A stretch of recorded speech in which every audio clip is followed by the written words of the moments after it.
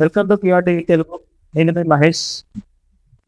గత కొన్ని రోజుల నుంచి తెలంగాణలో జరుగుతున్న నిరుద్యోగ పోరాటాలు కావచ్చు, ఈ మధ్యన బాగా తెలంగాణ వచ్చిన తర్వాత నిరుద్యోగ పోరాటాలు బాగా ఉబ్బెత్తున పడతా ఉన్నాయి. తెలంగాణ రాకముందుకు ఎంత తక్కువ ఉన్నాయో, తెలంగాణ వచ్చిన తర్వాత ఉద్యోగాలు చెప్పని తెచ్చిన తెలంగాణలో ఉద్యోగాలు రాకుండా నిరుద్యోగ ఉద్యమాలు బాధ్యతలు సాగుతున్న క్రమంలో బీఆర్ ప్రచారం పోయిన తర్వాత పెట్టినట్టు కొన్ని సభల తర్వాత మన స్టూడియోకి అసలు నిరుద్యోగులు ఎటువైపు ఉన్నారు, అసలు నిరుద్యోగ ఉద్యమం ఎప్పుడు మొదలైంది అని క్లారిటీ ఇవ్వడానికి ఈరోజు మన పిఆర్ టీవీ స్టూడియోకి ఒక ముగ్గురు ప్రముఖ వ్యక్తులు రావడం జరిగింది. ఒకటి డిఎస్సి ఉద్యోగం తినటువంటి వ్యక్తి స్వాతి గారు, అదేవిధంగా గ్రూప్ 2 ఎగ్జామ్కి అప్పట్లో కేసు తీసి బాధిస్తున్న అప్పుడున్న ప్రభుత్వానికి, బీఆర్ ప్రభుత్వానికి వ్యతిరేకంగా కేసు తీసుకోవడం వ్యక్తి చంద్రశేఖర్ గారు, అదేవిధంగా ఓయూ జేఏసీ నాయకుడు మన రామవన్న గారు రావడం జరిగింది. సో వారి మాటలు తెలుసుకుందాం మనం ఈరోజు. సో నిరుద్యోగులు ఎటువైపు ప్రయాణం చేద్దాం అనమాట. నిరుద్యోగుల నాయకుల పోరాటాలు ఉద్యోగాల కోసమా లేకపోతే రాజకీయ అవకాశాల కోసం అనేది తెలుసుకుందాం వారి మాటలు. చెప్పండి, అసలు నిరుద్యోగ ఉద్యమం ఎప్పుడు మొదలైంది, ఏ విధంగా మొదలైంది, అసలు దాన్ని ఎందుకు తీసుకురావాల్సి వచ్చింది? ఈ నిరుద్యోగ ఉద్యమం ఎప్పటి నుంచో మొదలైంది. ఇది తెలంగాణ రాకముందుకు అప్పుడు ఎప్పటి నుంచో మొదలైంది. కానీ బీఆర్ఎస్ ప్రభుత్వం వచ్చినాక బీఆర్ఎస్ ప్రభుత్వం 10 సంవత్సరాలు ఉద్యోగాలు ఇవ్వకుండా కేవలం ఎలక్షన్ స్టంట్ కోసం ఇచ్చినటువంటి ఉద్యోగ నోటిఫికేషన్లో, ఆ యొక్క నోటిఫికేషన్లో ఒక నోటిఫికేషన్కి మధ్యలో గ్యాప్ లేకుండా ఎగ్జామ్స్ పెట్టి 17 పేపర్లు అంతకుముందుకి లీక్ చేసి, ఆ లీక్ చేయడం వల్ల నిరుద్యోగులు చాలా డిప్రెషన్లోకి పోయారు. తర్వాతకి ఎమ్మటే మళ్ళీ నోటిఫికేషన్ మధ్య గ్యాప్ లేకుండా నోటిఫికేషన్స్ ఇచ్చారు. గ్యాప్ లేకుండా ఎగ్జామ్స్ పెట్టడానికి నోటిఫికేషన్ ఇచ్చారు. ఇది బీఆర్ఎస్ ప్రభుత్వంలో నిరుద్యోగ ఉద్యమం మొదలైందా? అంత ముందుకు ఉద్యోగ ఉద్యమాలు లేవా? ఆంధ్ర తెలంగాణ కలిసినప్పుడు ఉద్యమాలు ఉన్నాయి. అప్పుడు నిజాం ప్రభుత్వం ఉన్నప్పుడు ఉద్యమాలు ఉన్నాయి. కానీ బీఆర్ఎస్ వచ్చినాక మన తెలంగాణ అనేది నీళ్లు, నియామకాలు, నిధులు అనే ట్యాగ్ లైన్ పైన వచ్చిన తెలంగాణలో కూడా ఉద్యమాలు మొదలైనవి. ఆ మొదలైనప్పుడు వీళ్ళు కేవలం ఎలక్షన్ టైంలో మాత్రమే. ఇప్పుడు హుజురాబాద్ ఎలక్షన్లో వచ్చిందనుకో 80,000 ఉద్యోగాలు అంటారు కేసీఆర్ గారు. తర్వాతకి ఎక్కడ ఎలక్షన్ వచ్చినా ఉద్యోగ నోటిఫికేషన్ అంటారు. అదే విధంగా 2023లో వచ్చే ఎలక్షన్ కోసము వీళ్ళు ఉద్యోగ నోటిఫికేషన్స్ ఇచ్చారు. ఈ ఉద్యోగ నోటిఫికేషన్స్ ఇచ్చి ఈ విద్యార్థులు వాళ్ళ యొక్క ప్రిపరేషన్లో ఉంటే 17 పేపర్లు లీక్ చేశారు. 17 పేపర్లు లీక్ చేసిన తర్వాత సరే లీక్ చేశారు కానీ నిరుద్యోగులు దానికి ఓపిక బట్టి మళ్ళీ ప్రిపరేషన్ స్టార్ట్ చేస్తే ఎలక్షన్ లోపు ఎట్లనైనా కంప్లీట్ చేసి దీన్ని అమ్ముకుంటారా మరి ఏం చేస్తారో తెలియకుండా కంప్లీట్ చేయాలని చూసి వాళ్ళు ఒక ఎగ్జామ్ మధ్య గ్యాప్ లేకుండా ఎగ్జామ్స్ పెడితే మేము అడిగినాం, రిప్రజెంటేషన్ ఇచ్చిన దాదాపు 2 రోజుల పాటు రిప్రజెంటేషన్ ఇచ్చినాం. ఒక ఎగ్జామ్కి 2-3 రోజుల గ్యాప్ ఉంది. సో ఎక్కువ అవకాశాలు ఉన్న వాళ్ళు ఎక్కువ ఎగ్జామ్స్ రాసిన వారు ఎక్కువ అవకాశాలు ఉంటాయి కదా, వాళ్ళు ఒక దాంట్లో రాకపోయినా ఇంకో దాంట్లో వస్తాయనే ఉద్దేశంతో మాకు గ్యాప్ ఇవ్వండి, ఒక ఎగ్జామ్ మధ్య గ్యాప్ ఇవ్వండి అని ఎంతమంది ఎమ్మెల్యేలకు, ఎంపీలకు, మినిస్టర్స్, ముఖ్యమంత్రికి, కేటీఆర్ గారికి అయితే ఎక్కడ సభ పెడితే అక్కడ పోయి రిప్రజెంటేషన్ ఇస్తున్నాం. వాళ్ళు కనీసం కనకరించలేదు. అలా కనికరించకపోగా పైగా మీకు చదవడం చేత గారు, మీకు రాజకీయాలు చేస్తారని మాట్లాడారు. అప్పుడు నా బీఆర్ఎస్ ప్రభుత్వం మాట్లాడినప్పుడు మాకు చేతనైతే చేత కాదు, మాకు అవకాశం ఇవ్వండి. ఒక ఎగ్జామ్ తర్వాత ఒక ఎగ్జామ్కి 3 రోజులు గ్యాప్ అయింది. మరి మాకు అన్ని మల్టిపుల్ అవకాశం ఉన్నప్పుడు మేము మల్టిపుల్గా ఎగ్జామ్ రాసుకోవడానికి అవకాశం ఇవ్వండి అని రిక్వెస్ట్ చేసినా ఇవ్వలేదు. మేము హైకోర్టుకి వెళ్ళి అప్పుడు ఉన్నటువంటి జడ్జి గారు, మేము ఈ యొక్క ఉద్యమాన్ని చూస్తున్నాము, నిరుద్యోగులు ఎంత అడుగుతున్నారో, వాళ్ళకి ఎంత అవసరంగా మేము చూస్తున్నామో, మేము ఖచ్చితంగా మీరు వాళ్ళకు కోరిన సమయాన్ని ఇవ్వాలని అప్పుడు జడ్జి గారు సీరియస్ అవుతే అప్పుడు వాళ్ళు సీరియస్ అయితే ప్రభుత్వం దానిపైన చర్య తీసుకున్నారు. నిరుద్యోగులు అనేది కొంతమంది కట్టుకుంటా ఉన్నారు. నిరుద్యోగులు చాలా మంది, లీడర్స్ మాత్రం కొంతమంది ఎక్స్పోజ్ అవుతా ఉన్నారు బయటికి. అంటే మీతో పాటు సహచరులు ఎవరు లేరు ఇంకా. అంటే ఒక సత్య ఏజ్ వస్తే కనిపిస్తుంది. ఇప్పుడు అప్పుడు కోదండరామరెడ్డి వాళ్ళు వీళ్ళందరూ తెలంగాణ ఎక్కువ. మరి వాళ్ళు ఎందుకు వచ్చి నిరుద్యోగ కొత్త పోరాటం చేయడం మీతో కలిపి తెలంగాణలో వస్తే ఉద్యోగాలు వస్తే శిక్షకి కోదండరామరెడ్డి గారు ఎక్కువ, మరి ఆయనతో మీద కలిసి పోరాటం చేయట్లేదు ఇప్పుడు. తెలంగాణ రాష్ట్రం ఏర్పడ్డాక నీళ్లు, నిధులు, నియామకాలనే ట్యాగ్ లైన్ తోని మన తెలంగాణ రాష్ట్రం ఏర్పడ్డాక మరి తెలంగాణ ఉద్యమంలో అంత ముందు పాల్గొనేటువంటి మేధావులు ఎందుకు మీతో కలిసి రావట్లేదని మీరు అడుగుతున్నారు. నేనేమంటున్నా అంటే ఆనాటి మేధావులందరూ కూడా ఈనాడు ఏమైపోయారు అనేది మా ప్రశ్న కూడా. దానికి సమాధానం ఇంతవరకు కూడా దొరకట్లేదు. మరి అది పార్టీల పరంగానా లేకపోతే వాళ్ళకు రావాల్సిన ఉద్యోగాలు వచ్చినాయా రాలేదా అని మాకు తెలియని అంశం. నేనేమంటున్నా అంటే ఇదే చంద్రశేఖర్ అన్న ఇప్పుడు మాట్లాడారు కదా, ఆ రోజు బీఆర్ఎస్ లో అన్న చెప్పినట్టు గ్యాప్ ఇవ్వకపోవడం ఒక అంశం అయితే, అసలు బీఆర్ఎస్ పడిపోవడానికి చేసినటువంటి ఉద్యమాలు కోకొల్లలు. అందులో ఏంటిది అని అంటే బస్సు యాత్ర చేసిరు, ఏఐసిసి ఆధ్వర్యంలో బస్సు యాత్ర చేసిరు. 2 బస్సులు పెట్టుకొని ఉత్తర తెలంగాణ ఒకరు, దక్షిణ తెలంగాణ ఒక బస్సు తిరిగిరన్నమాట. మేము పల్లెలకు పోతాం, జనాలకు సోయి తెప్పిస్తాం, ఖచ్చితంగా మేము బీఆర్ఎస్ ని నేలగొలుస్తామని చెప్పి అన్న మాట మీద నిలబడ్డారు. అయితే ఆ రోజు వీళ్ళు చేసినటువంటి కష్టం ఫలితంగా ఈ రోజు కాంగ్రెస్ పార్టీ అధికారంలోకి వచ్చింది. మరి వచ్చేటప్పుడు ప్రమాణ స్వీకారంలో సాక్షాత్తు రేవంత్ రెడ్డి గారు ఏమని చెప్పారు, ఆ రోజు హర్షధ్వానాల మధ్య నిరుద్యోగుల వల్లనే నేను ఈ రోజు ముఖ్యమంత్రినైనా, మిమ్మల్ని నేను మర్చిపోను, ఖచ్చితంగా మేము ఇచ్చినటువంటి హామీలు నెరవేర్చుకుంటామని ఆ రోజు చెప్పిర్రు. మరి నెరవేర్చుకున్నారా అంటే దాదాపు 3.5 సంవత్సరాల కాలయాపన జరుగుతుంది తప్పితే ఏనాడు అడిగినా మాకు అసలు దాని అంశమే ఊసైతే ఏ సభ పెట్టినా కూడా ఎవరి వల్ల మరి ఈ రాజకీయ రంగు పులుముతున్నారు అన్నమాట. అంటే మాకు మధ్య ఒక క్వశ్చన్ మార్క్ ఏర్పడింది. అసలు నిజంగానే ఎవరికి రాజకీయ రంగు పులుముతున్నారు రేవంత్ రెడ్డి గారు మీరు అని కాంగ్రెస్ పార్టీ మీద విరుచుకుపడ్డాం మేము. మాకు రాజకీయ రంగు పులిమితే కాంగ్రెస్ నాయకులకు మేము చెప్పుల దండలేస్తామని కూడా మేము హెచ్చరించిన రోజులు చాలా ఉన్నాయి. అసలు అలాంటి కర్మ మాకు ఎందుకు వచ్చిందని మేము ఈ రోజు ఆలోచిస్తుంటే, ఈ రోజు జరిగిన ఈ సభలు కావచ్చు, జరుగుతున్నటువంటి అంశాల పరంగా, జరుగుతున్నటువంటి పరిస్థితుల కారణంగా ఆ రేవంత్ రెడ్డి గారు మాట అనడానికి, మేము అసలైన నిరుద్యోగులు చేసే ఉద్యమాలు నీరు గారిపోవడానికి కారణాలు మాకు అర్థమైతా ఉంది. అంటే బీఆర్ఎస్ కాంగ్రెస్ తో పోల్చుకుంటే బీఆర్ఎస్ లో కొన్ని ఉద్యోగాలు ఇచ్చింది. పోయిన జాబ్ 43,000 చిల్లర ఇచ్చింది, అదే గ్రూప్ ఒక 15 కానీ కాంగ్రెస్ కంటే డిస్కౌంట్ ఇచ్చిన బీఆర్ఎస్ ని మళ్ళీ ఎందుకు దింపాలనుకున్నారు? మరి ఎవరు దింపాలనుకుంటున్నారు? నిరుద్యోగులే కదా దింపాలనుకున్నారు కూడా. అప్పుడు అవునా బీఆర్ఎస్ ని ఇవ్వాలనుకుంటున్నారు, మళ్ళీ అధికారం తీసుకురావాలనుకుంటున్నారు కదా, మళ్ళీ అప్పుడు బీఆర్ఎస్ లో ఎందుకు పడగొట్టారు? ఇప్పుడు బీఆర్ఎస్ మాకు కావాలని దింపుతారు నిరుద్యోగులు. అసలు బీఆర్ఎస్ సభలు అదే కదా జరిగింది. అయితే నేనేమంటున్నా, మీరు అనేది ఎవరినో మాకు తెలియదు, నిజంగా మీరు చెప్తేనే తెలుస్తుంది. మరి బీఆర్ఎస్ ని ఇంకా కావాలనుకుంటున్నారేమో. 2-3 గ్రూపులుగా ఉన్నాయి తెలంగాణలో. అయితే నిరుద్యోగులు 2-3 గ్రూపులుగా ఉన్నారంటే ఒకటే కదా. అదే నేనేమంటున్నా, నిరుద్యోగులు అనే 5 అక్షరాలు, అసలైన 5 అక్షరాల నిరుద్యోగులు ఉన్నారు. నేనేమంటున్నా, అసలైన 5 అక్షరాల నిరుద్యోగులు వేరు. రాజకీయాన్ని ఆకాంక్షించి రాజకీయ నాయకుల్లాగా మేము కండవాళ్ళు లేకుండా నిరుద్యోగుల ముసుగుల్లో తిరుగుతా అనుకునే నిరుద్యోగులు వేరు. మరి మీరు బీఆర్ఎస్ కావాలనుకునేటోళ్ళు మరి వాళ్ళ ఉండొచ్చు. మేమైతే అప్పుడు బీఆర్ఎస్ ని కావాలని అనుకోవట్లేదు. మేము బీఆర్ఎస్ కావాలనుకోవట్లేదు లేదు. నేను కాంగ్రెస్ ని కావాలని ఎందుకు అనుకోవట్లేదు అంటే, బీఆర్ఎస్ పార్టీకి 10 సంవత్సరాల కాలయాపనను కల్లారా చూసినాం, 17 పేపర్ల లీకేజ్ ని చూసినాం. నేనేమంటున్నా, 17 పేపర్ల లీకేజ్ చూసినాం. ఇచ్చినటువంటి నోటిఫికేషన్లు ఎగ్జామ్ పెడితే అవి క్యాన్సల్ అయినాక కాంగ్రెస్ పార్టీని మేము అధికారంలోకి తీసుకొచ్చినాక కాంగ్రెస్ పార్టీ ఇదెంత తెలివికల్ల పార్టీ చూడరు మీరు. రేవంత్ రెడ్డి గారు మన రెడ్డి సాబ్ గారు ఏం చేసిరు, గడ్డనెక్కగానే ఆయన ఇచ్చినటువంటి నోటిఫికేషన్ కి ఈయన నియామక పత్రాలు ఇచ్చిండు. మీరు అంటున్న ఎన్నో కొన్ని గన్నే, ఆ కొన్ని ఈయన కొన్ని ఆయన కొన్ని క్రెడిట్ పంచుకున్నారు అన్నమాట. ఇక మరి ఈయన ఖాతాలు వేసుకున్నాడో ఆయన ఖాతాలు వేసుకున్నాడో తెలియదు.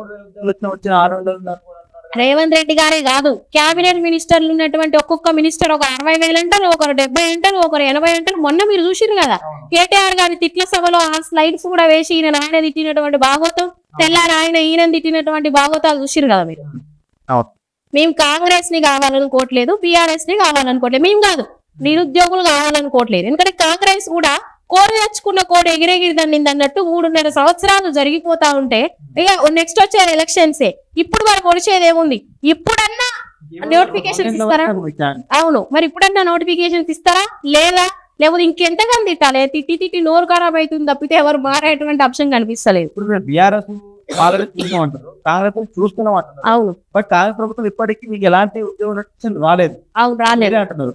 కాంగ్రెస్ బీఆర్ఎస్ కాదు అని మీరు అంటున్నారు. అవును, మరి మీ స్టాండ్ ఎటువైపోతారు? మీరు చూస్తే సభలో పాల్గొంటున్నారు. అవును, మేము పాల్గొనట్లేదు. మీరు వాళ్ళు అనుకోవచ్చు. అది నేనేమంటున్నా, సమాజ విశ్లేషణను బట్టి, మేధావుల విశ్లేషణను బట్టి మీరు వేరు వాళ్ళు వేరు అంటే సందర్భాన్ని బట్టి పరిస్థితులకు అనుగుణంగా నిరుద్యోగ జాతి ఒకటే. ఇప్పుడు నేనేమంటున్నాండి, రాజకీయ జాతి ఒకటేనా అంటే రాజకీయం రకరకాలుగా చేస్తారు. మరి రాజకీయ నాయకులు ఇది కూడా అయింది. ఇప్పుడు నిరుద్యోగం రాజకీయ అదే అవుతుందేమో మరి. ఓకే మాకే డౌట్ వస్తుంది. ఇప్పుడు నేనేమంటున్నా అంటే మీరు అడిగే ప్రశ్నకు సమాధానం మాకు తెలుస్తలే. ఉద్యోగాలు ఇవ్వడం అంటున్నప్పుడు యూత్ డిక్లరేషన్ కూడా పెట్టించారు కదా. సాక్షాత్తు ప్రియాంక గాంధీ గారు అవును. సరూర్ నగర్ స్టేడియం లో వచ్చి ఆ రోజు యూత్ డిక్లరేషన్ ప్రకటించడం జరిగింది. ఆనాడు నిరుద్యోగులు అంతగానో నమ్మడానికి కారణం యూత్ డిక్లరేషన్ కూడా ఒక కారణం. ఎందుకంటే ప్రియాంక గాంధీ గారు వచ్చి యువతకు భరోసా ఇచ్చింది అని చెప్పి మేము నమ్మినాం. పెట్టినట్ట చేసిండ్రు కదా. ఇప్పుడు ఆ రోజు ఏమన్నారండి, సాక్షాత్తు అసెంబ్లీలో బట్టి విక్రమార్క గారు ఉప ముఖ్యమంత్రి గారు జాబ్ క్యాలెండర్ ను ప్రకటించారు కదా. మేము జాబ్ క్యాలెండర్ ని ఇస్తాం, మేము జాబ్ క్యాలెండర్ ప్రకారం నోటిఫికేషన్స్ ఇస్తామని చెప్పి ఇచ్చిర్రా? మరి అది మోసమే అంటారు కదా. ఓకే అయితే ఇప్పుడు యూత్ డిక్లరేషన్ ఏదైతే అన్నావో దాని మీద మన ఒక పార్టీస్ యువ సంగ్రహం పెట్టడం జరిగింది. అవును, అందులో నిరుద్యోగులే ముఖ్య పాత్ర వహించి ముందులో సీట్లలో ఇది కూడా ఉంది. అంటే మన రాజకీయ నాయకులు మాట్లాడాక లేకపోతే ఒక నిరుద్యోగుల తరపున మాట్లాడటం ఏం అర్థం కాలేదు. అంటే నేను అడిగిపోతుంది ఏంటంటే వీళ్ళు రాజకీయం గురించి మాట్లాడుతున్నా నిరుద్యోగులకు ఏమైనా భరోసా ఇచ్చారా నేను వాళ్ళ ఇప్పుడు చూడండి, చూసేటువంటి జనాలు కూడా నిరుద్యోగులు కూడా గమనించాలి. లేకుండా హోదా అట్లీస్ట్ మనిషిని ఇవ్వకపోండి, మనిషిని వాల్యూ ఇవ్వకపోండి, కానీ పదవి హోదా అంటేనే వాల్యూ ఇవ్వాలి కదా. అదే నేనేం చెప్తున్నానంటే చూసేటువంటి జనాలు నిరుద్యోగులు కూడా గమనించండి. మీకే అలాంటి డౌట్ వచ్చినప్పుడు మాకు కూడా మస్తు డౌట్లు ఉన్నాయి. వాళ్ళు రాజకీయం గురించి మాట్లాడిరా లేకపోతే నిరుద్యోగుల గురించి మాట్లాడిరా అంటే అసలు ఒక పార్టీ ఒక సభ పెట్టినప్పుడు అది నిరుద్యోగులకు భరోసా ఇవ్వడానికి మేము రాష్ట్ర ప్రజలను ఆకర్షించేటువంటి సభ అన్నది. ఆ సభకు ఆ రోజు ప్రజలంతా దాని వైపు కేంద్రీకరించారు దృష్టిని. సో ఆ సభ పెడితే అసలు సభ ఉద్దేశం ఏంటి, అసలు సభలో ప్రతిపాదించినటువంటి అంశాలు ఏంటిది, ఆ సభలో ఒకవేళ మీరన్నట్టు నిరుద్యోగులే వస్తే నిరుద్యోగులు గల్లా పట్టుకొని అడగాలి. అంటే ప్రత్యక్షంగా కాదండి, ప్రశ్నలలో గల్లా పట్టుకొని అడగాలి. మరి అడిగిర్రా? మరి సమాధానాలు ఏమొచ్చినాయి? కేటీఆర్ కు నిరుద్యోగులు భరోసా ఇచ్చిరా, నిరుద్యోగులకు కేటీఆర్ భరోసా ఇచ్చిరా అనేదే మన సందేహం మీద. నేనేమంటున్నా అసలు ఒక పార్టీ సభలో నిరుద్యోగులకు ఏ పని మీరు అవును నిరుద్యోగులు చెప్పడం వాళ్ళు ఆ లీడర్స్ నిరుద్యోగులే కావచ్చు. ఆ సభ మీదకి వారికి ఏం పని? అంటే వాళ్ళ రాజకీయంలోకి అవకాశాల కోసం పోతుందా అది సమాజం అనుకుంటుంది. ఏమనుకోవట్లే తెలంగాణ వాదం ఇదే.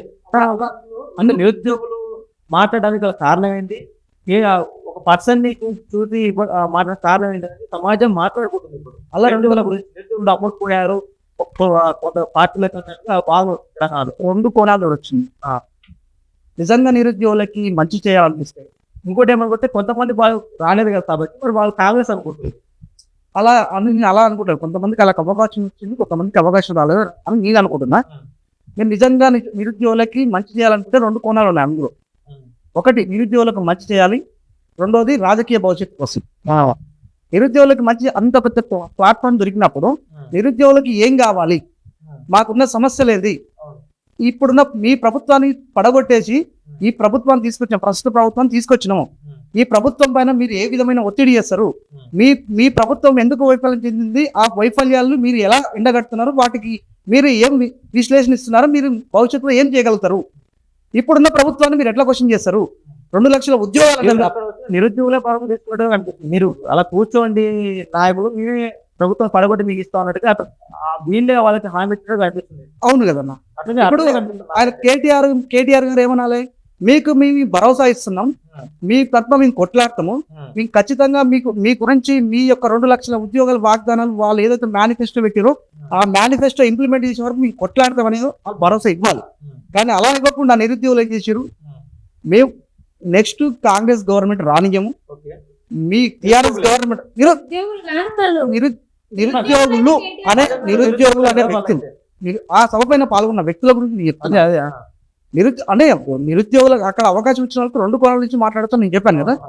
మన నిరుద్యోగుల తరఫున మాట్లాడితే మాకు పలానా జీవోలు 46 జీవో సమస్య ఉంది, దాని గురించి మీరు ప్రభుత్వం పైన ఎలాంటి ఒత్తిడి చేస్తారు, జీవో నెంబర్ 29 ఉంది, రిజర్వేషన్ అనేది మొత్తం వాళ్ళు రిజర్వేషన్స్ వ్యతిరేకంగా తీసుకొచ్చిన జీవోలు ఉన్నాయి, ఆ జీవోల పైన మీరు ఏ విధంగా ఫైట్ చేస్తారు, తర్వాతకి స్థానికత పైన కూడా చాలా వివాదాలు జరుగుతున్నాయి, చాలా నష్టం జరుగుతుంది, దానిపైన మీరు ఏ విధమైన స్టాండ్ తీసుకుంటారు అనే క్వశ్చన్స్ రేస్ చేయాలి, 2 లక్షల ఉద్యోగాల పైన మీరు ఏ స్టాండ్ తీసుకుంటారు అనే క్వశ్చన్స్ రేస్ చేయాలి. ఇలాంటి క్వశ్చన్స్ రేస్ చేయకుండా మిమ్మల్ని మేము సీఎం చేస్తాం, మీ యొక్క పార్టీకి మేము అండగా ఉంటాం అనే వాగ్దానాలు ఇచ్చి తప్ప నిరుద్యోగులకు మీరు ఏం వాగ్దానం ఇచ్చిన క్వశ్చన్ ఎక్కడా రాలేదు. అంటే యూత్ డిక్లరేషన్ మీద యువ సంఘటన సభ పెట్టడం జరిగింది మొన్న ఒక పార్టీ. అవును. మరి ఆ పార్టీ యూత్ డిక్లరేషన్ మీద పెట్టినప్పుడు ఓన్లీ జాబ్ మీద ఎందుకు మాట్లాడాల్సి వచ్చింది? అందులో థాట్స్ కూడా ఉన్నాయి, ఎడ్యుకేషన్ కూడా ఉన్నాయి, డివోర్స్ చాలా ఉంటాయి. చాలా. మరి వాటి గురించి మీరు ఎక్కువ తెలియదు ఆ పార్టీ పెట్టినటువంటి ప్రముఖ నాయకులు. వాళ్ళు కేవలం తిట్టడానికి పెట్టిన సభ లెక్క అవుతున్నారు. ఫస్ట్ మన అంశాలే మాట్లాడలేరు, ఒక్క అంశమైనా మాట్లాడరు, ఒక అంశమైన తలెత్తారా వాళ్ళు? అన్నాడు కదా 2 లక్షల ఉద్యోగాలు నేను ఇస్తాను పారదర్శకంగా ఒక హామీ అయితే ఇచ్చారు కేటీఆర్. ఎప్పుడు ఇస్తారు? ఆ సభలో పెట్టారు కదా. అన్న నిరుద్యోగ ఉద్యమం అనేది మన గెలిచే ఉద్యమం అప్పటి నుంచి జరుగుతూనే ఉంది. నిరుద్యోగం అనేది ఇప్పుడు కాదు, ముల్కి గో బ్యాక్ ఇంటి గో బ్యాక్ ఈ అప్పుడు నిజాం కాలం నుంచి ఉంది నిరుద్యోగ సమస్య అనేది, ఇప్పటి కాదు. అయితే మొన్న పెట్టిన కేటీఆర్ గారు పెట్టిన సభ పైన మీరు అన్నది యూత్ డిక్లరేషన్ పైన మాట్లాడినాడు. యూత్ డిక్లరేషన్ ఏముందంటే, యూత్ డిక్లరేషన్ లో మహిళలకు స్కూటీలు ఇస్తామన్నారు, తర్వాత డిగ్రీ పీజీ చదివిన వాళ్ళకు ఈ కొంత ఆర్థికంగా సాయం చేస్తామన్నారు, తర్వాత నిరుద్యోగ వృత్తి ఇస్తామన్నారు, తర్వాత ఈ 2 లక్షల ఉద్యోగాలు భర్తీ చేస్తామని చెప్పారు. వీళ్ళ వరకు చెప్పారు. కేటీఆర్ గారు ఏమన్నా 2 లక్షల ఉద్యోగాలు భర్తీ చేసే హామీ తీసుకుంటున్నాను అని చెప్పారు. మళ్ళా ఈ తెలంగాణ రాష్ట్రంలో టీజీపీఎస్సీ వెబ్సైట్ లో ఓటీఆర్ చేస్తున్నారు, దాదాపు 30 లక్షల మంది పైచిలుకున్నారు. వాళ్ళకు మీరేం భరోసా ఇస్తారు? అందరికి గవర్నమెంట్ జాబ్ ఇవ్వలేమని మీరే చెప్తారు. ఆయన గత గవర్నమెంట్ లో బీఆర్ఎస్ అదే చెప్పింది, ఇప్పుడున్న కాంగ్రెస్ గవర్నమెంట్ కూడా అదే చెప్పింది. మేము ఉద్యోగాలు కల్పించలేని స్థితిలో మేము ఉన్నాం అన్నప్పుడు మళ్ళీ 2 లక్షల ఉద్యోగాలు మేము భర్తీ చేస్తామని మీకు భరోసా ఇచ్చినప్పుడు మిగతా 28 లక్షల మంది పైచిలకు నిరుద్యోగులు ఏం కావాలని చెప్పేసి మీరు భరోసా ఇచ్చేది ఉండే. ఆ భరోసా ఇవ్వలేదు అని చెప్పేసి మేము అంటున్నాం. ఇక్కడ మేము బీఆర్ఎస్ కానీ కాంగ్రెస్ కానీ మేము అంటలేము.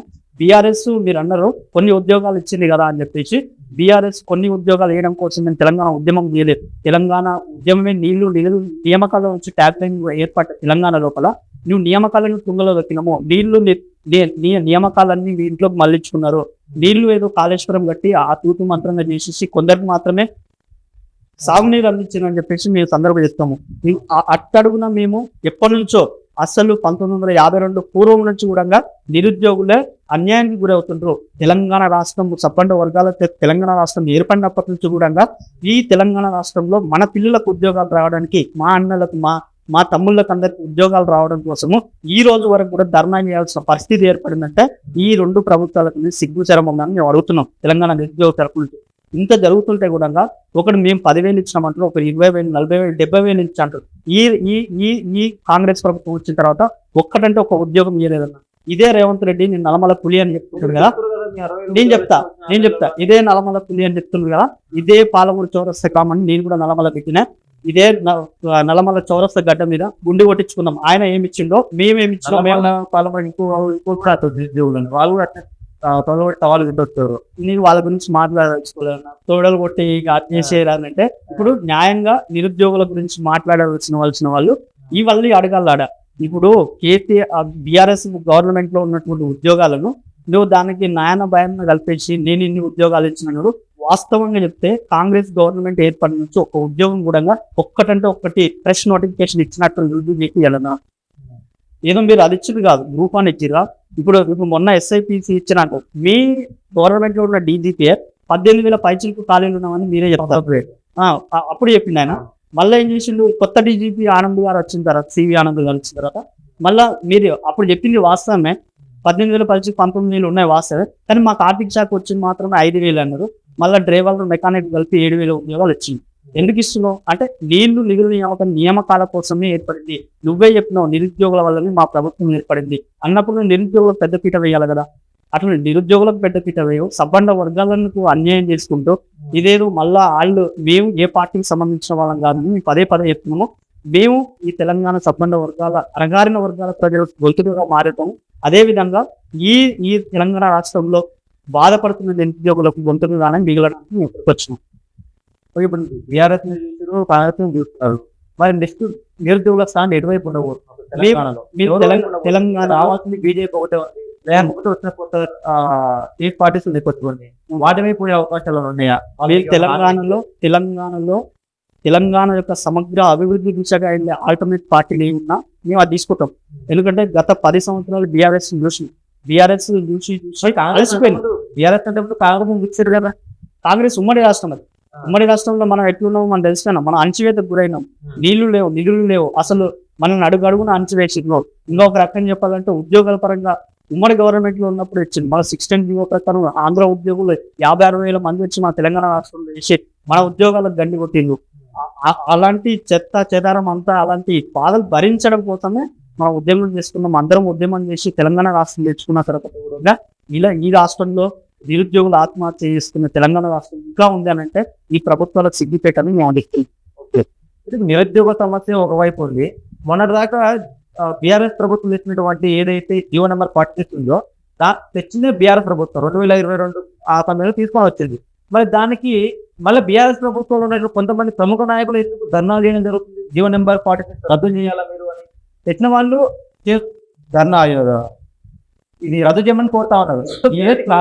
అవును, బీఆర్ఎస్ లో తెచ్చింది దాన్ని 2020 అన్న బీఆర్ఎస్ వాళ్ళే రద్దు చేయాలని కోరుతా ఉన్నారు ప్రభుత్వాన్ని. బీఆర్ఎస్ నిరుద్యోగులు ఏ విధంగా ఉంచిందంటే సర్వనాశనం చేసిందంటే బీఆర్ఎస్. మొదట చెప్పాలంటే మీరు ఉద్యోగాలు ఏదలుచుకుంటే ఇంటికి ఒక ఉద్యోగం అన్నారు కదా ఆ రోజు, ఇంటికి ఒక ఉద్యోగం నిన్ను ఎవరు ఇవ్వడు ఇస్తాను చెప్పలే అవసరం. కేసీఆర్ గారు అన్నారు ప్రతి తెలంగాణ ఉద్యోగం ఇస్తాను అన్న వీడియోలు చాలా ఉన్నాయన్న, వీడియోలు ఉన్నాయి, రివ్యూ చేసినాం చూడండి ఒకసారి.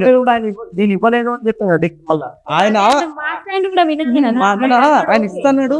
అయినా కానీ మేము అట్లా అడగట్లేదు ఇంటికి ఉద్యోగం ఇవ్వాలనుకుంటే నీకు ఇవ్వాలని ఉంటే నువ్వేం చేయాలి?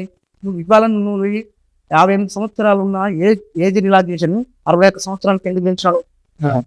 నువ్వు నిరుద్యోగులకు న్యాయం చేయాలనిపించినప్పుడు నువ్వు ఉద్యోగుల విరమణ వయసు తగ్గించాలని ఎందుకు పెంచినావు?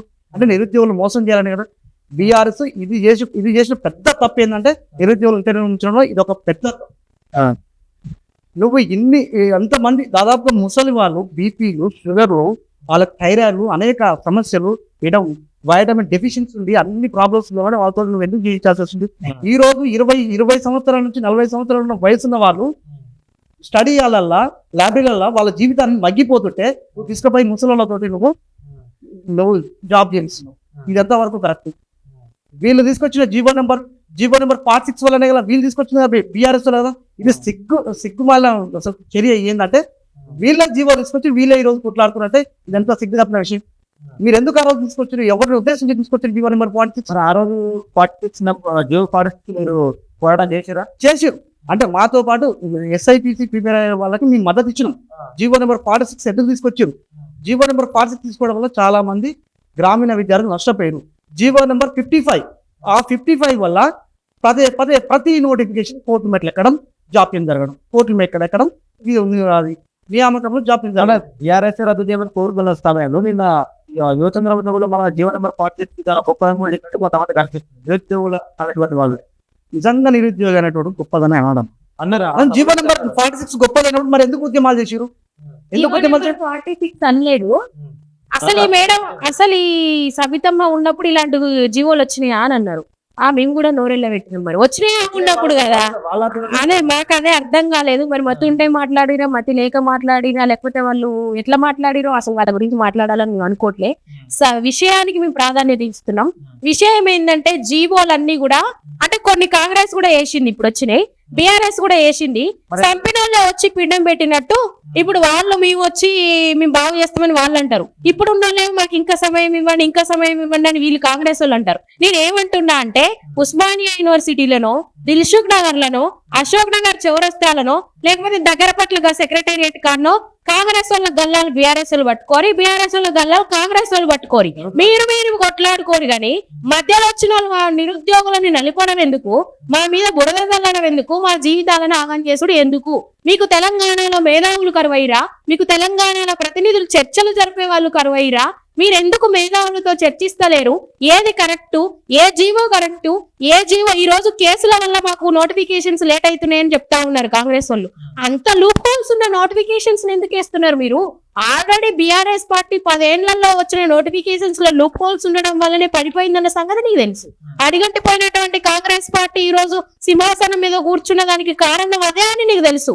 నువ్వు ముఖ్యమంత్రి అయితవని నువ్వు కలగనలేదో మాకు తెలియదు, కానీ నువ్వు అయినావంటే కారణం అదే అని తెలుసు. మరి దానికి అన్ని తెలిసి నువ్వు ఎంత జాగ్రత్తగా చేయాలి నోటిఫికేషన్స్? నేనేమంటున్నా, నీకు అన్ని తెలిసి నువ్వు నోటిఫికేషన్ చేసేటప్పుడు ఎంత జాగ్రత్తగా చేయాలి. వేయకుండా ఈ రోజు లూప్ హోల్స్ తో వేసి అన్ని కోట్లల్లో చిక్కుముడులతో ఉన్నాయి, అవి విడిపియడానికే మాకు టైం పడుతుంది అని అంటే అసలు ఏమని మాట్లాడాలి మేము? ఎట్లా తిట్టాలి మిమ్మల్ని? ఏ మాటతో మిమ్మల్ని దూషించాలి?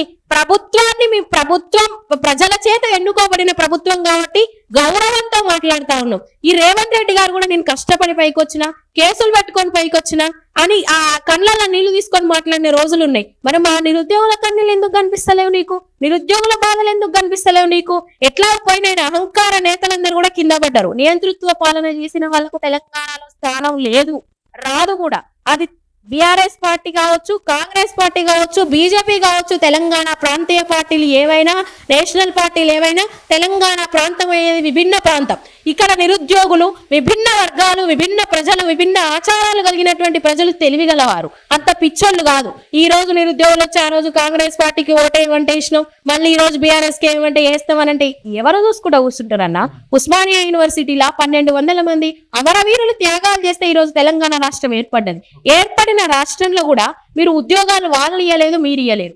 ఏమన్నంటే కాంగ్రెస్ పార్టీ రేవంత్ రెడ్డి ఏమంటాడు, మీరు బీఆర్ఎస్ వాళ్ళు అంటారు. ఇప్పుడు కేటీఆర్ ఏమంటారు, మీరు కాంగ్రెస్ వాళ్ళు అంటారు. ఇక కొట్టుకోనే మీ జీవితం. వీడిని తిట్టకపోతే వానికి నిద్ర పట్టదు, వాడిని తిట్టకపోతే వీనికి నిద్ర పట్టదు. మధ్యలో ఉన్నటువంటి అంశాలన్నీ కూడా పక్కన పెడతారు. దీన్ని ఏమంటారు తెలుసా?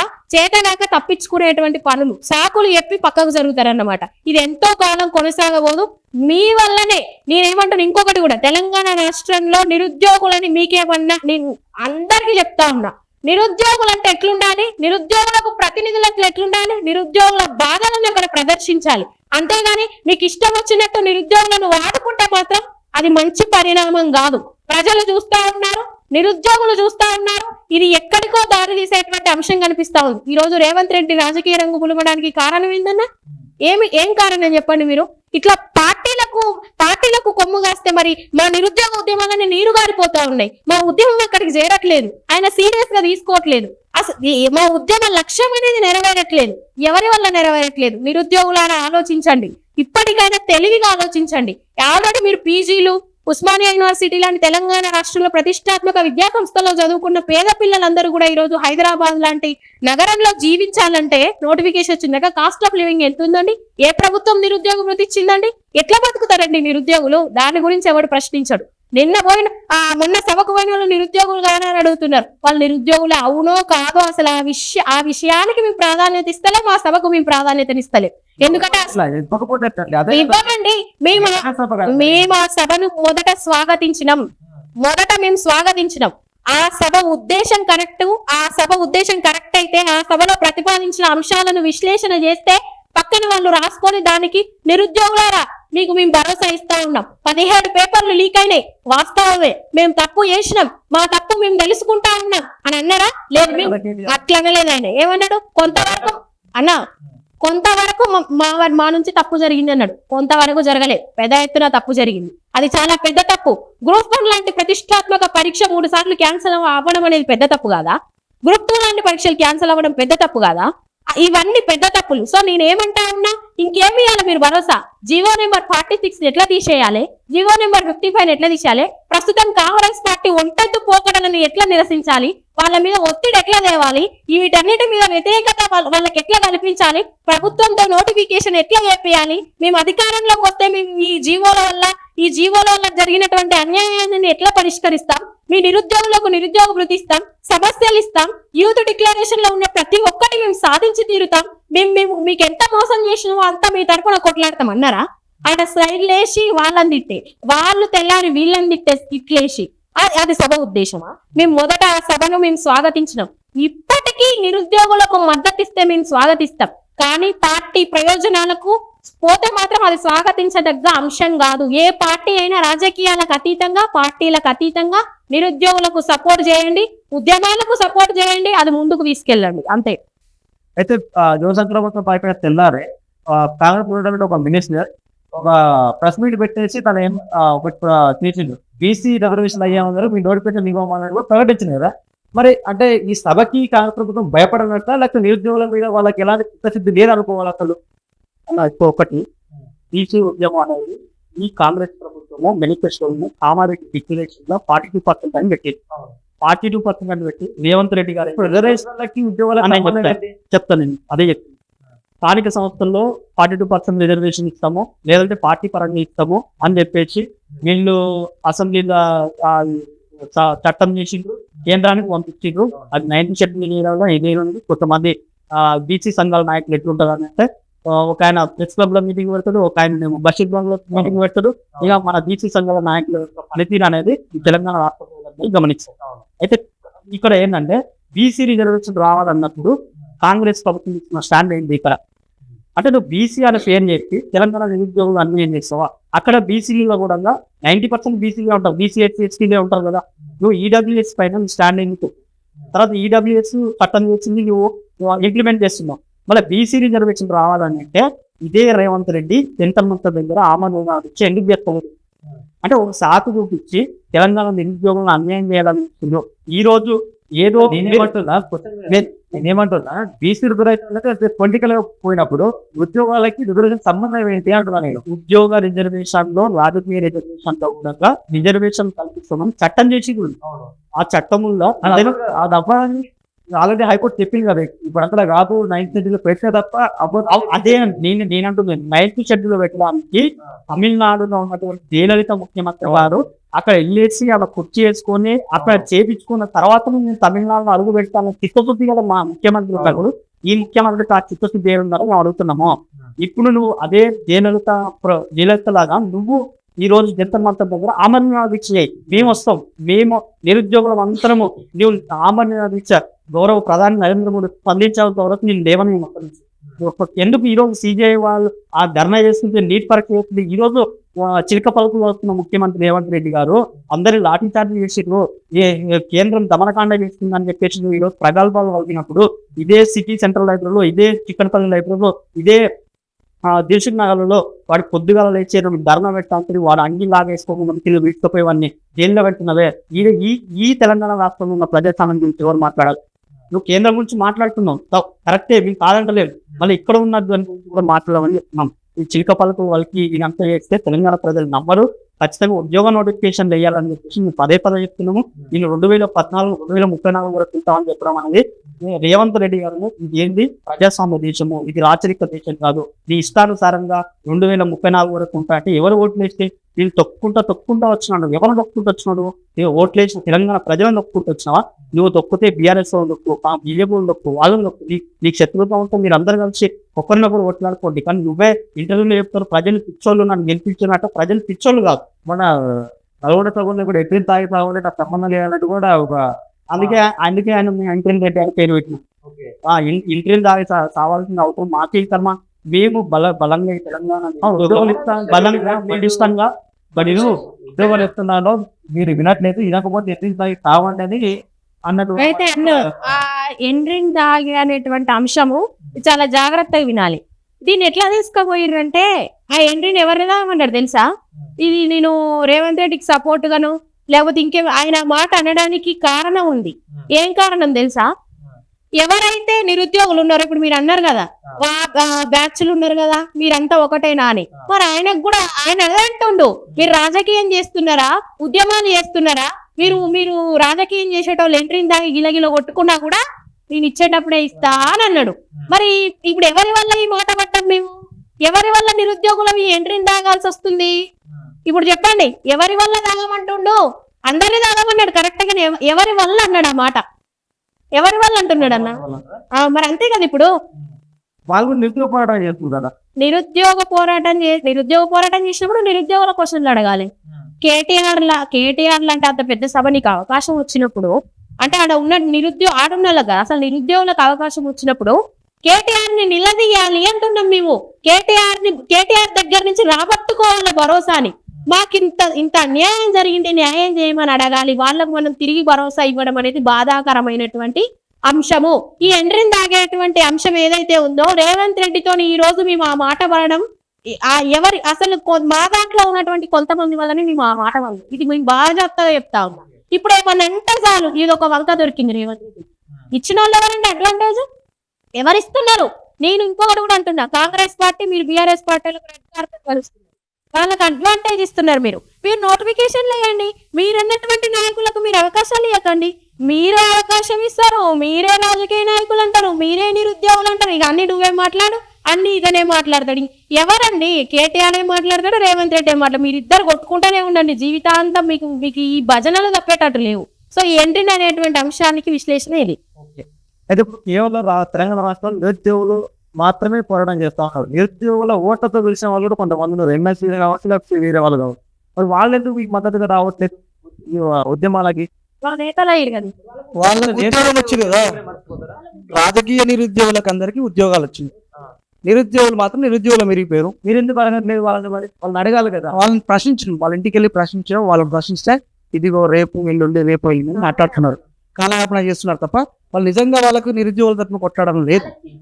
ఆ ప్రభుత్వంలో ఉన్నప్పుడు ఉద్యోగాలు రాలేదు, ఈ ప్రభుత్వంలో వచ్చినాక ఉద్యోగాల కోసం వాళ్ళు మాతో కలిసి పోరాటం చేసి ఉద్యోగాలు వచ్చినాక పక్కన జరిగింది, వాళ్ళు వాడుకున్నారు అంతే.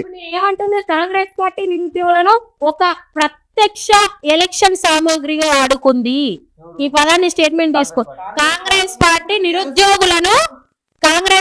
నిరుద్యోగులను ప్రత్యక్ష ఎలక్షన్ సామాగ్రిగా వాడుకుంది. ఇప్పుడు బీఆర్ఎస్ కూడా ప్రత్యక్ష ఎలక్షన్ సామాగ్రిగా వాడుకోవడానికి ప్రయత్నం చేస్తా ఉంది. నిరుద్యోగులు ఇకనైనా కళ్ళు తెరుచుకుంటాం, మేమెవ్వరికి మోసపోదలుచుకోవట్లేదు. మీరు వేస్తే నోటిఫికేషన్ వేయండి, లేకపోతే ఎవరిది ఎంత అసలు నిరుద్యోగులు ఎట్లా ఉన్నారు ఏంటిది అనేది మీకు తెలుస్తుంది. ఎవరెన్ని అడ్డుకోవాలని చూసినా, ఎవరెన్ని రాజకీయాలను ఎన్ని చేయాలని చూసినా కూడా అంతిమంగా నిజాలే బయటకు వస్తాయి. అది రాజకీయ నాయకులైనా, పార్టీలైనా, నిరుద్యోగ నాయకులైనా, నిరుద్యోగులైనా అర్థం చేసుకోవాల్సినటువంటి అంశం. మీరు లోపడంతా ఒకటే, అన్ని పార్టీలు ఒకటే. ఈడ ఎవరిని మోసం చేస్తా ఉన్నారు? నిరుద్యోగుల్ని మోసం చేస్తా ఉన్నారు, ప్రజలను మోసం చేస్తా ఉన్నారు. అయితే ఇప్పుడు ప్రభుత్వ ఉద్యోగాల కోసం నిరుద్యోగులు ఉన్నారు, పోరాటాలు చేస్తూ ఎంతో కొంత ఫలితాలు వస్తున్నాయి. అయితే ఇప్పుడు ప్రభుత్వాలు ఏర్పడుతున్నాయి, పోతున్నాయి. కానీ తెలంగాణ రాష్ట్రంలోకి కావచ్చు, దేశంలో చూసుకుంటే తమిళనాడులో విజయ్ ముఖ్యమంత్రి వ్యక్తి తన మేనిఫెస్టోనే లోకాలిటీ వాళ్ళకి ఎక్కువ ఉద్యోగాలు ఇస్తాం, ప్రైవేటీకరణలో మేమే 80% తీసుకున్నాం అన్నట్టు కూడా ఒక స్కీమ్ తేవడం జరిగింది. మరి తెలంగాణలో అలాంటి స్కీములు ఎందుకు తేవట్లేదు? అంటే నిరుద్యోగులు వాటి గురించి మాట్లాడట్లేదా? ఇప్పుడు ప్రభుత్వ ఉద్యోగాల కోసం పోరాడుతున్నారు, వస్తున్నాయి, పోతున్నాయి. కానీ ప్రైవేట్లలో ఉద్యోగాలు పక్క రాష్ట్రం వాళ్ళు ఎత్తుకొని పోతున్నారు కదా. సపరేట్ తెలంగాణ అన్నప్పుడు మరి తెలంగాణ వాళ్ళకే దక్కాలి ఉద్యోగాలు, ప్రైవేట్లో కూడా. మరి ఎందుకు తెలంగాణలో దక్కకుండా మిగతా రాష్ట్రాల వాళ్ళు తీసుకొని పోవడం జరుగుతుంది? దీంట్లో ఎందుకు ప్రయత్నించండి? వీళ్ళు ఎలక్షన్ ముందులే ఈ ప్రాంతం గుర్తొస్తుంది. ఇప్పుడు వీళ్ళు మేనిఫెస్టోలో ఏం పెట్టారు? స్థానికులకు ప్రైవేట్ సెక్టార్ లో 75% రిజర్వేషన్ పెట్టారు. కాంగ్రెస్ పెట్టింది, మేనిఫెస్టోలో పెట్టింది. ఇప్పుడు ఇంప్లిమెంట్ చేస్తున్నారు. మీకు ఇక్కడ ఉన్న నిరుద్యోగుల పట్ల చిత్తశుద్ధి లేని, మీరు చిత్తశుద్ధి ఉంటే రిజర్వేషన్ ఇప్పుడు బీసీ రిజర్వేషన్ బిల్లు పెట్టే వరకు నోటిఫికేషన్ ఏనంటూ మీరు బీసీల పట్ల, మీకు ఎస్సీల పట్ల, ఎస్టీల పట్ల అంత మీకు ప్రేమ ఉంటే జీవో నెంబర్ 29 ఒక జీవోని ఎందుకు తీసుకొచ్చారు? రూపంలో ఎందుకు ఎస్సీ ఎస్టీ బీసీలకు మీరు రిజర్వేషన్ ఎగరగొట్టారు? మీకు చిత్తశుద్ధి లేదు, కేవలం కాలయాపన చేయడానికి. మీరు నోటిఫికేషన్ చేయండి. ఒకవేళ అది ఇప్పుడు వీళ్ళు బీసీ రిజర్వేషన్ బిల్లు పెడితే పార్లమెంట్లో ఆమోదించాలి.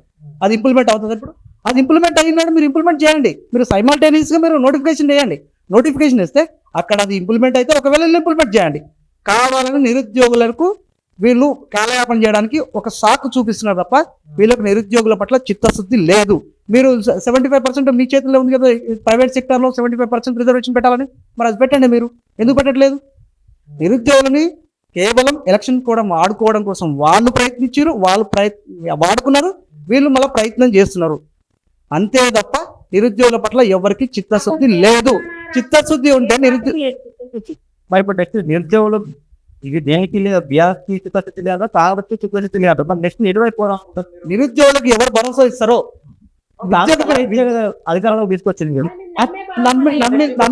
నమ్మినం నష్టపోయినాం. ఇంకో పార్టీ నెక్స్ట్ అలాగే నమ్మించి మోసం చేస్తాం. బీ స్టాండ్ ఎటువైపు? ఆల్రెడీ నమ్మిస్తూనే ఉన్నారు, మోసం చేస్తూనే ఉన్నారు. అది వేరే విషయం. నేనేమంటున్నా, ఇప్పుడు గనక ఏ పార్టీ అయితే ఖచ్చితంగా భరోసా ఇస్తుందో, భరోసా ఇచ్చి కూడా మోసం చేసేటువంటి అవకాశం ఉంటుందని మీరు అంటున్నారు. దానికి నిరుద్యోగులు ఎవరైతే నిజంగా మాకు అంతిమ లక్ష్యం కోసం పోరాడే వాళ్ళు ఎవరున్నారో వాళ్ళందరూ కూర్చొని కూడా మేము ప్రత్యామ్నాయంగా ఆలోచించేటువంటి అవకాశాలు కూడా ఉంటాయి. లేదు కాంగ్రెస్ పార్టీ మేము నోటిఫికేషన్ వేస్తాం ఈ 2.5 సంవత్సరాలు అంటదా, లేదు బీఆర్ఎస్ పార్టీ ఒకవేళ మేము ఇంకా ఏమన్నా మాకు భరోసాలు ఇచ్చే అవకాశం ఉంటుందా, వాళ్ళ ఆత్మవిమర్శ చేసుకుంటారా ఈ సభతోని, చూస్తాం అసలు ఏం జరుగుతుంది తెలంగాణ రాష్ట్రంలో. మేధావులు అందరు ఉన్నారు కదండి, వాళ్ళంటే చర్చిస్తలేరు, మేధావులతో మేము చర్చిస్తాం. పెద్దవాళ్ళు, గౌరవనీయులు, అనుభవం గల వారు, ప్రొఫెసర్లు ఎంతో మంది తెలంగాణ రాష్ట్రంలో ఉన్నారు. అంతిమ కార్యాచరణ అనేది వాళ్ళందరితో చర్చించి మేము నిర్ణయం తీసుకునేటువంటి పరిస్థితి ఉంటుంది. ఓకే, ఆ విశ్వాల్ ప్రతిపాదన కమిటీ ఒకటి ఉంది కదా, దాని ప్రతిపాదన ఏంటి అసలు? ఏదన్నా తెలంగాణ రాష్ట్రంలో కొత్తగా కేసీఆర్ ప్రభుత్వం ఏర్పడింది. తెలంగాణకి ఎన్ని ఉద్యోగాలు ఉండాలి, తర్వాత ఆంధ్రాకి ఎన్ని ఉద్యోగాలు ఉండాలి, ఈ ఉద్యోగాల యొక్క పంపకాలలో పంచిన తర్వాత రాష్ట్రంలో ఉన్నటువంటి దాదాపు 1,92,000 ఖాళీలు అని చెప్పేసి అది 2015-16 పరిష్కరించాను. ఆ ప్రాంతంలో ఆ కమిటీ ఏర్పాటు చేసి కమిటీ నివేదిక ఇచ్చిన తర్వాత కూడా ఇదే కేసీఆర్ ప్రభుత్వము ఆ కమిటీని చెత్తబొట్టలు చేసి ఒకటంటే ఒక ఉద్యోగం తెలంగాణ నిరుద్యోగులకు ఇవ్వలేదు.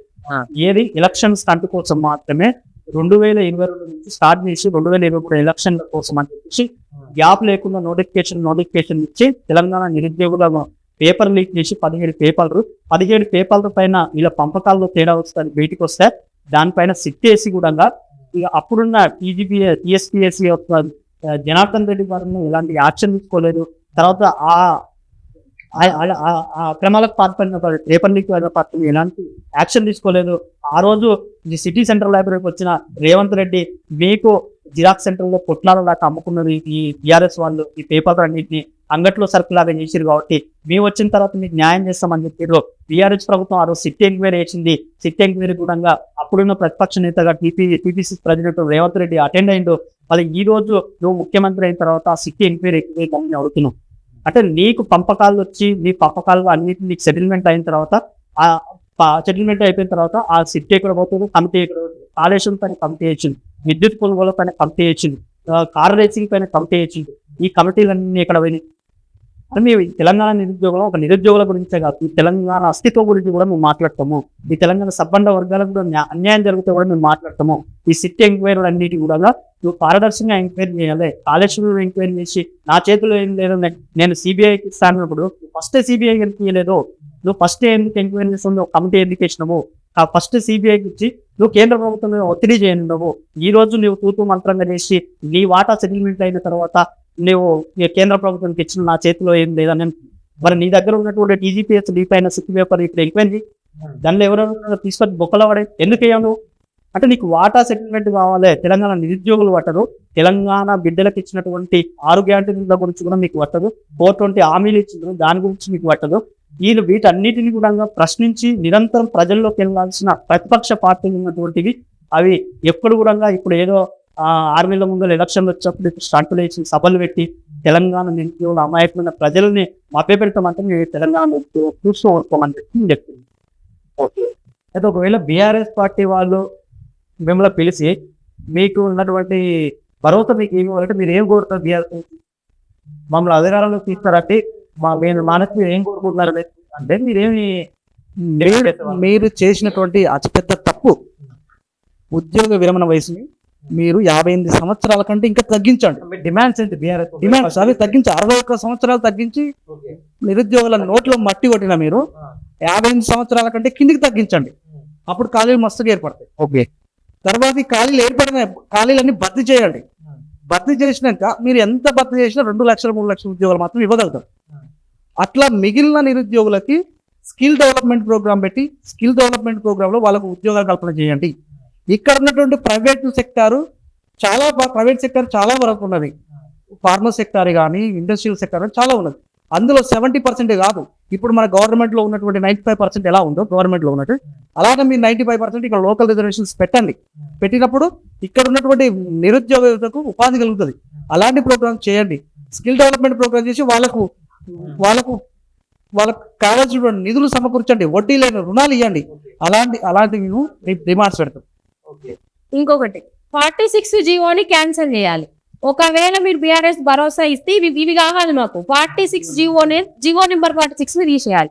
జీవో నెంబర్ 29 ని తీసేయాలి, జీవో నెంబర్ 55 ని పరిశీలించాలి, జీవో నెంబర్ 317 ని పరిశీలించాలి. ఇన్ని జీవోలు మీరు సవరించాల్సినటువంటి అవసరం ఉంది. ఈ భరోసా మాకు కావాలి. ఇంకొకటి టీజీపీఎస్సీ ప్రక్షాళన అని చెప్పారు ఇప్పుడున్నటువంటి కాంగ్రెస్ పార్టీ. టీజీపీఎస్సీ ప్రక్షాళన అంటే ఉద్యోగులను అక్కడ ఉన్నటువంటి మెంబర్స్ మార్చుడు కాదు. ప్రక్షాళన అంటే ఆ బోర్డు మొత్తం ప్రక్షాళన జరగాలి, అక్కడ ఉన్నటువంటి విధానాలు ప్రక్షాళన జరగాలి. అదొకటి మీరు భరోసా ఇవ్వాలి. మెయిన్ గా గ్రూప్ వన్ జరిగిన అవకతవకల పైన వచ్చే ప్రభుత్వం ఏదైనా నెక్స్ట్ ప్రభుత్వం మాకు ఒక హామీ ఇవ్వాలి. దీనిపైన జరిగిన అవకతవకల పైన మేము ఒక విచారణ కమిటీ చేస్తాం, సిట్ వేస్తాం, లేకపోతే సిబిఐ ఎంక్వైరీ చేస్తాం. సింగిల్ జడ్జిమెంట్ ని వాళ్ళు ఇంప్లిమెంట్ చేయకుండా కావాలని నిరుద్యోగుల పట్ల కక్ష కట్టి కాంగ్రెస్ గవర్నమెంట్ డివిజన్ సుప్రీం కోర్టుకు పోయి నిరుద్యోగులు 10, 14, 13 సంవత్సరాలు కష్టపడిన గ్రూప్ వన్ అభ్యర్థులకి అన్యాయం చేసింది. Telugu medium especially Telugu medium వాళ్ళు ఎందుకు తెలుగుని క్వాలిఫై పేపర్ పెట్టట్లేదు? తెలుగు ప్రజలేక పరిపాలించే తెలుగు మాతృభాషనే కదా. ఇక్కడ ఉన్నటువంటి కష్టాలు, ప్రజల యొక్క అవసరాలు, ప్రజలకు ఎలా పరిపాలించాలో తెలుసుకోవాలంటే తెలుగు ఖచ్చితంగా రావాలి. కానీ అలాంటి పేపర్ని క్వాలిఫై పేపర్ ఎందుకు పెట్టారు మీరు? అది కూడా క్వాలిఫై పేపర్ పెట్టాలి. మొన్న జరిగిన తెలుగు మీడియం క్వాలిఫై పేపర్ పెట్టాలి ఖచ్చితంగా. తెలుగు మీడియం ఎందుకు అంటున్నామంటే తెలంగాణలో ఉన్నటువంటి ఎవరైతే గ్రూప్ 1 రాయడానికి హైదరాబాద్ వస్తున్నారో మొత్తం గ్రామీణ ప్రాంత పిల్లలు. ఈ గ్రామీణ అవునండి టెక్నాలజీ వైజ్ గా పెట్టు. ఇప్పుడు స్టార్ట్ అయింది టెక్నాలజీ అనేది. ఇప్పుడున్నటువంటి తరం కొంచెం ముందు తరం వాళ్ళకి ఓకే. గ్రూప్ 1 రాసేది ఎవరు 30 ఏళ్ల పైన వాళ్ళు రాస్తున్నారు. మరి వాళ్ళు ఉన్నప్పుడు చదువులు మాతృభాషకి ఎక్కువ ప్రాధాన్యత ఉన్నది కదా. అయినా సాంకేతికతతో పాటు మాతృభాషను కాపాడుకోవాల్సినటువంటి బాధ్యత మన పైన ఉంటది. తెలుగు లాంగ్వేజ్ అనేది మనకు ఇంపార్టెంట్. అమ్మ భాష, అమ్మను మర్చిపోతే మనల్ని మనం మర్చిపోయినట్టే కదా. సో ఈ మొన్న గ్రూప్ 1 జరిగితే దాంట్లో తెలుగు మీడియం విద్యార్థులకు చాలా అన్యాయం జరిగింది. ఎంత అసలు దిద్దడం వాల్యుయేషన్ చేసే విషయంలో ఇంగ్లీష్ మీడియం వాళ్ళకి ఎక్కువ మార్కులు వచ్చినాయి. తెలుగు మీడియం నుంచి ఎవరికి ఎందుకు క్వాలిఫై కాలేదు దీని మీద కూడా చాలా కొట్లాడినాం. దాంట్లో కూడా న్యాయం జరగలేదు. మరి ఎందుకు ఇది? కేవలం 9% క్వాలిఫై తెలుగు మీడియం వాళ్ళు. గ్రూప్ 9%. మీరు టెక్నాలజీ అంటున్నారు కదా, ఆల్రెడీ మీరు ఇంగ్లీష్ క్వాలిఫై పేపర్ పెట్టారు కదా. ఇంగ్లీష్ తో పాటు ఇక్కడ ప్రజలతోటి అనుసంధానం ఉండి ఇక్కడ కావాల్సిన పథకాలను ఇంప్లిమెంట్ చేయాలంటే ఇక్కడ ప్రజలతోటి మమేకమై వాళ్ళ భాష వాళ్ళకి ఏం అవసరాలు తెలుసుకోవాలంటే ఖచ్చితంగా తెలుగు రావాలి కదా. ఇంగ్లీష్ ప్రజలందరూ ఇంగ్లీష్ నేర్చుకున్నారు కదా. ఒక ఆస్పిరెంట్ తెలుగు నేర్చుకోగలుగుతాడు. కాబట్టి మీరు తెలుగు మీడియం కూడా క్వాలిఫై పేపర్ పెట్టాలని మేము కోరుతున్నాం. మరి నిరుద్యోగులకు మీ నుంచి ఎలాంటి హామీ ఇవ్వకుంటున్నారు? తెలంగాణ నిరుద్యోగులకు హామీ ఇవ్వదలుచుకున్నది ఏంటంటే ఏ పార్టీ తొత్తులో మనం కాదు. మనం చూడాల్సింది ఏంటంటే నిజమైన ఊరు నుంచి వచ్చిన పిల్లవానికి తన ఇంటికాడ అప్పులు చేసి వచ్చినటువంటి నిజమైన ఆస్పిరెంట్స్కి న్యాయం జరిగేంత వరకు మేము పోరాడుతూనే ఉంటాము. అలాగే ఈ తెలంగాణ నిరుద్యోగులకు ఇవ్వాల్సినటువంటి హామీలు ఏవైతే ఉన్నావో కాంగ్రెస్ ప్రభుత్వం పెట్టినటువంటి యూత్ డిక్లరేషన్లో ఉన్నటువంటి హామీలను తప్పకుండా ఇంప్లిమెంట్ చేసేంత వరకు కాంగ్రెస్ ప్రభుత్వం వేటాడతాం ప్రశ్నిస్తూనే ఉంటామని భరోసా ఇస్తుంది.